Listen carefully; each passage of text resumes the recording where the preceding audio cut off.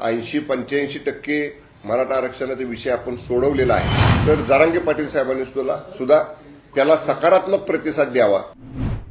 Sir, आज मराठा आरक्षणासंदर्भात महत्त्वाची बैठक मुख्यमंत्र्यांनी बोलवलेली आहे। उपसमितीची बैठक देखील होणार आहे। त्याचबरोबर जरांगे पाटलांचं आंदोलन हे देखील अवघ्या काही दिवसांवर आहे। कसं यातनं सरकार मार्ग काढणार आहे, काय या बैठकीत? मराठा आरक्षण उपसमितीची दर आठवड्याला मंत्रिमंडळाची बैठक झाली की लगेच उपसमितीची बैठक होत असते। आजही उपसमितीची बैठक तर आहेच, परंतु माननीय मुख्यमंत्री एकनाथजी शिंदे साहेबांनी स्वतः मराठा आरक्षण उपसमितीच्या कामासंदर्भातली बैठक त्यांच्या स्वतःच्या अध्यक्षतेखाली दुपारी 4 वाजता आयोजित केलेली आहे।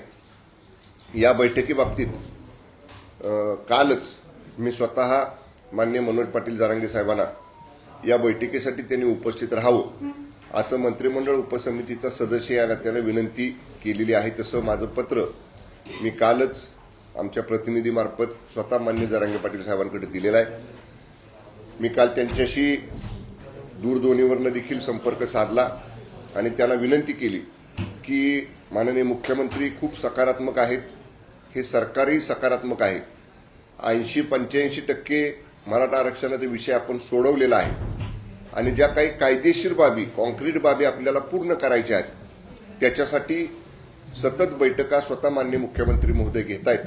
तर या बैठकीमध्ये आपण स्वतः उपस्थित राहावं। आपलं जे मत आहे, आपल्याला जे काय म्हणायचं आहे की समजा क्युरेटिव्ह पिटिशन जी 24 तारखेला बोर्डावरती आहे माननीय सुप्रीम कोर्टाच्या, तिथं काय मुद्दे मांडावेत जे आमच्या क्युरेटिव्ह पिटिशनमध्ये आहेत, पण तरी सुद्धा ते कशा पद्धतीनं मांडावेत या बाबतीत किंवा इतर सगळ्याच बाबतीत मराठा आरक्षणच्या माननीय जरांगे पाटील साहेबांचं जे काय मत असेल ते स्वतः येऊन बैठकीमध्ये सहभाग घेऊन त्यांनी व्यक्त करावं अशी मी त्यांना विनंती केलेली आहे। काल मला ते म्हटले होते की मी प्रयत्न करतो येण्याचा, परंतु अजून तरी त्यांच्याकडून काही तसा निरोप आलेला नाही। आम्ही पर्यायी व्यवस्था ऑनलाईन व्हीसीवरती सुद्धा त्यांना जॉईन होता येईल अशी सुद्धा पर्यायी व्यवस्था करून ठेवलेली आहे। सरकार एक एक पाऊल पुढे टाकतंय, सकारात्मकपणे टाकतंय। तर जरांगे पाटील साहेबांनी सुद्धा त्याला सकारात्मक प्रतिसाद द्यावा एवढंच सरकारच्या वतीनं त्यांना विनंती आहे। सर, आणखी एक अशी माहिती समोर आहे की तिसरा अहवाल जो कुणबी मराठा दाखल्यांसंदर्भात लवकरच येणार आहे, त्या अनुषंगानं कार्यकक्षा समितीच्या आणि कार्यादेश देण्यात आलेले नाही सरकारच्या वतीने, देण्यात आलेले नाही। त्यामुळे जवळपास 1-1.5 आठवड्यांपासून समितीचं काम ठप्प आहे। कुठल्या समितीचं? शिंदेच्या समितीचं। आपण पाहिलं असेल, रिटायर्ड जस्टिस शिंदे साहेबांच्या अध्यक्षतेखाली जी समिती आहे त्यांचे दौरे सुरू आहेत, तिथं काम कुठेही थांबलेलं नाही। ऑलरेडी माननीय जस्टिस शिंदे साहेबांच्या समितीला त्यांचे टर्म्स ऑफ रेफरन्सेस हे समिती गठीत करतानाच दिलेले आहेत आणि समजा त्याच्यामध्ये काही अधिकची व्याप्ती वाढवायची असेल तर तो अधिकार शासनाला आहे।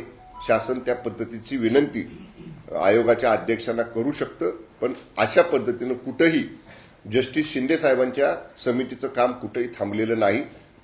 त्यांचं काम सुरू आहे आणि मुदतीमध्ये त्यांचा अहवाल देखील प्राप्त होईल अशी परिस्थिती आहे।